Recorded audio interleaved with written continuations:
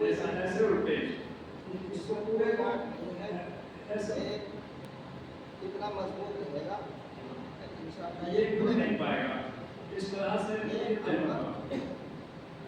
बेपर्दा भी देख लीजिएगा, इसका थोड़ा सा ऐसे बता देंगे। आपके पास कोई बनियान नहीं होगा, कोई नक्शा नहीं होगा, सिला हुआ कपड़ा कोई नहीं होगा और नंगे सिर होंगे। और ये आपकी चादर होगी, जो बड़ी चादर होगी, तो चलिए इसी से बता दे रहा हूँ। गांठ नहीं रहेगी, हम आमतौर पर तैमूर ऐसे बांधते हैं, ऐसे ये नहीं, ये गांठ बन गई, ये नहीं होना चाहिए। और ये चादर आप ऐसे हो जाएगी, जब ऐसे आप लेंगे चादर तो ये होगी, बस इस तरह ये चादर सर खुला रहेगा, सर खुला होगा, चादर आपकी ऐसे होगी। और जब आप शुरू में खाना खाने पहुँचेंगे, पहला आप तवाफ पे कुदूम, जो पहली दफ़ा जो तवाफ होता है खाना काबा में जब आप पहुँचेंगे, तो उस वक्त आप जब पहल का तवाफ करेंगे, उस तवाफ में आपको पहले 3 चक्करों में, मान लीजिए ये आपका ये खाना काबा, ये आप समझ लेंगे, ये और यहाँ से पट्टी है, जहाँ हजर अस्वद है, इसमें जो पत्थर है हजर अस्वद का जहाँ है, ऐसे पट्टी जा रही है और वो सफा तक जाती है, सफा के थोड़े से इधर हिस्से तक पहुँचती है इसकी सीधी। तो यहीं से आप अगर यहाँ पर मौका डालें,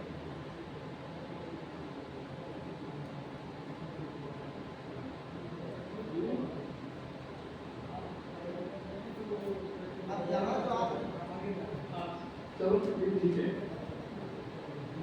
अब आपने एहराम आपको बता दिया, एहराम आपने बांध के दिया, आप कुर्सी ले लें, कुर्सी पे ना कुर्सी ले। एहराम आपने यहाँ से बांध लिया, एहराम बांध के आपने नियत करनी। यहाँ एक बात खास तौर से बता दूँ आपको, ये एहराम आपका हज का नहीं, ध्यान से सुनना।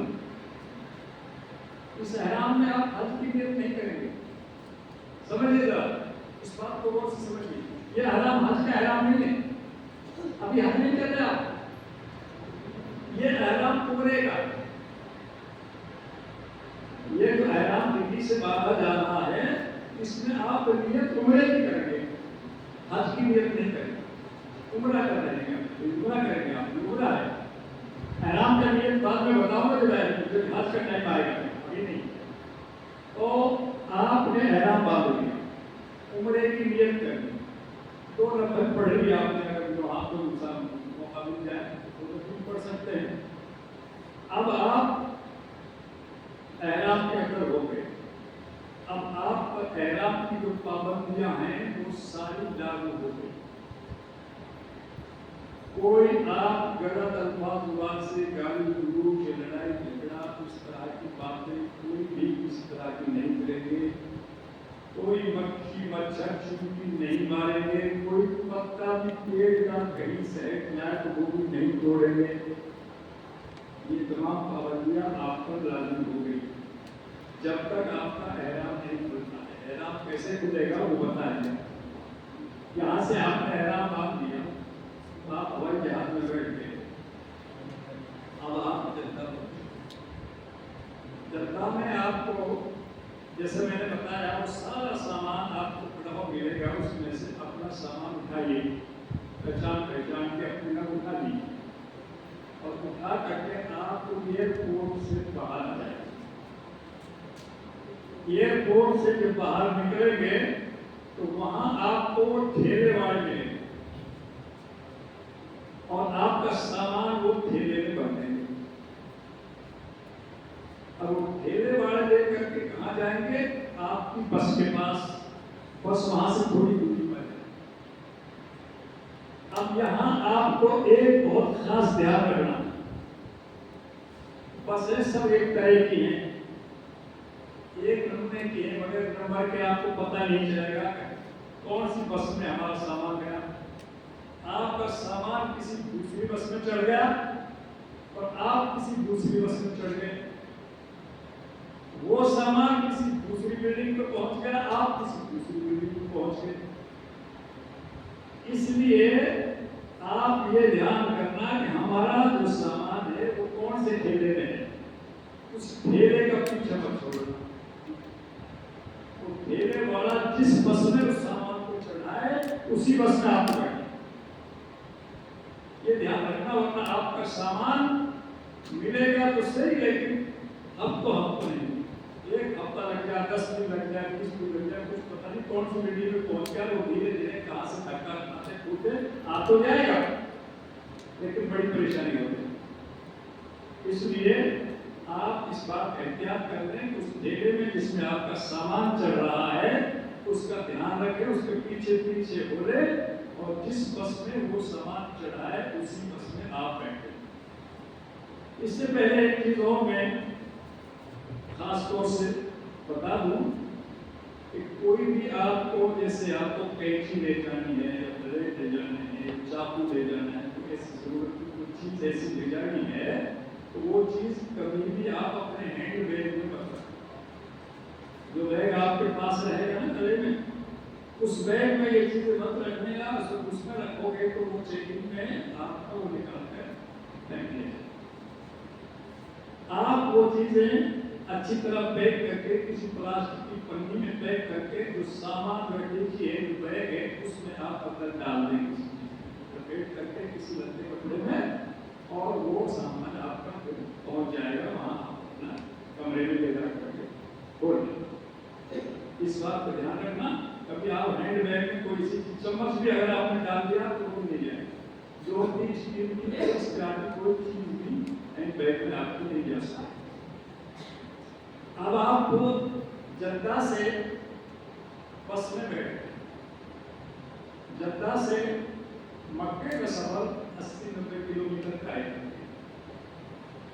वो बस आपको लेके चलेगी जद्दा से मक्का के लिए। अब मक्का में वो बस आपको सीधे आपकी बिल्डिंग पे ले जाए। जिस बिल्डिंग में आपका कमरा है उसी बिल्डिंग में ले जाके आपको उतारेगी। अब उसमें जाकर के आपका सामान जो है वो आपका दूसरी मंजिल पे है, कमरा तीसरी पे है, चौथी पे, पांचवी, किसी के लिए है, तो के जरिए आपका उसी मंजिल पे पहुंच जाएगा। आप भी उसी मंजिल पे पहुंच जाओगे, आपका सामान कमरे में पहुंच गया, आप भी वहाँ पहुंच गए, और वहाँ जाकर के आप जो है थोड़ा बहुत आराम करो, चाहो तो गुस्ल कर लो, वुज़ू कर लो, जो कुछ भी आप वहाँ थोड़ा बहुत रेस्ट कर लो। और वहाँ आपको पता नहीं, पहले पहुँचते ही एक खाना वालों की तरफ से हाजिर किया जाता है, शायद अभी दिया जाता होगा, अभी दिया जाएगा खाना। तो क्या बहरहाल बिरयानी की एक प्लेट आपको सबको एक मिलेगी। भूख भी आपको लगी होगी, हालांकि देहात में भी खाना मिलता है, वहाँ कोई तो दिक्कत नहीं है, लेकिन फिर भी जितनी आपको भूख हो वहाँ आपको खाना खा लें। और खाना खा के आप अगर कुछ थोड़ा बहुत घंटा आराम करना चाहें तो कर लें, लेकिन रात हो या दिन हो, अब आप हरम के लिए चलें।